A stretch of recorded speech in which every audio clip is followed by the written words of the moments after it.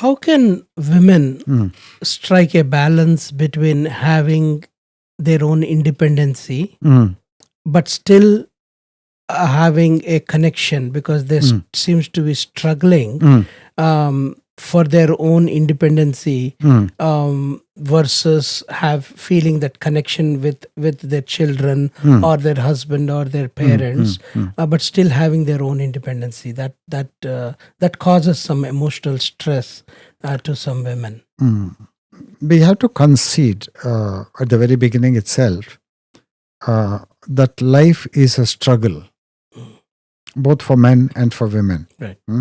Because for everything which is available in life, in the marketplace of life, whatever pleasure it may be, the pleasure of a good salary, Yes. and the pleasure of good food, and the pleasure of sensory enjoyment like music, there are many contenders for that. Right. A lot of people are coming, and so who is going to get it? It's a very subtle competition is happening, Right. and one has to be aware of that. Yes.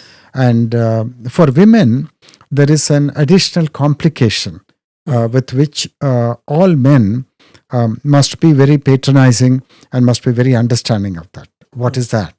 Now, that is the woman is the nurturer of life, and she brings forth new life.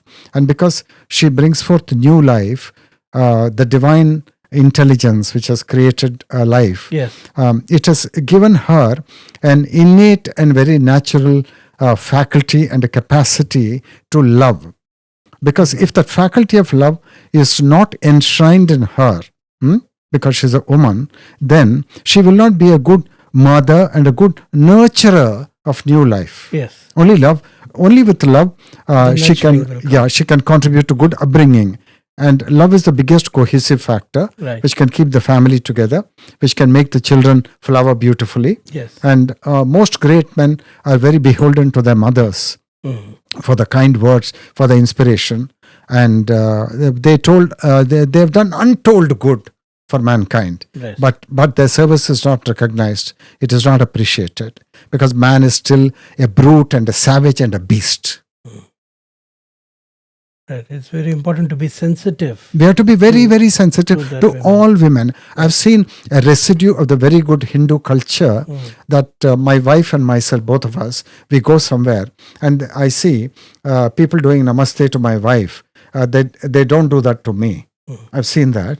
Now, I never got hurt by that. But I'm trying to understand. And then it came home to me that that very partial and very preferential namaste done to women in India is a right thing. Right. Because the person who's doing it realizes how much of sacrifice they have done for the family, killing their soul in the process. Yes, but many husbands will feel jealous. They will feel and jealous, they of will course. get hurt. Yeah, they'll get hurt, definitely. That she's getting the recognition, Yeah. and I am not. Yeah. I know of a case in my own family. It was like that. It was constantly man is dominating, not giving that independency Right.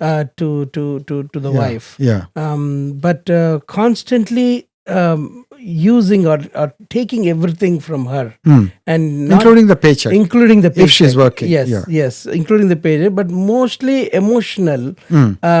The seeking and taking, but not sensitive enough to Not sensitive recognize enough. that okay, she also needs some independency. She needs to be having that, because she is doing sacrificing for us so much, but we need to give her that freedom and to do whatever she wants. That is not there. That's not there. That's not there. Because of that, because you kind of imposed a lot of rules and regulations on her and denied her the freedom, the appreciation, the love, then what happens is something very deep in her heart is brewing. Right. With something very deep. It's in the nature of a hurt, a wound. And so one lady who's in public life in India, she told me that nobody can find out what is in the heart of a woman. Is the thing she told. And I got it immediately because I know that they have so much of suffering. Correct. And they're denied rights and freedom and love even. Yes. So actually, even when they are supposed to love their husbands, I will go so far as to say that they cannot actually love their husbands whole hog, because deep down there are simmering wounds. Because you have not actually loved them. Yes. So how do you expect the reciprocation of love? Yes. Because love has to be genuine. It cannot be a sexual passion. Sexual passion will not qualify as love. Yes. And women is also looking for that from the childhood, looking for that love in the parents, and then looking for that connection with the husband, and then all later from the children, not finding it anywhere. It's available here. Available It's here. just to go back there. One has to go. One has to that. go back there. And I feel that in the awakening to sorrow, the whole thing, women will be leaders. Leaders. The worldwide. Thank you. That's my feeling.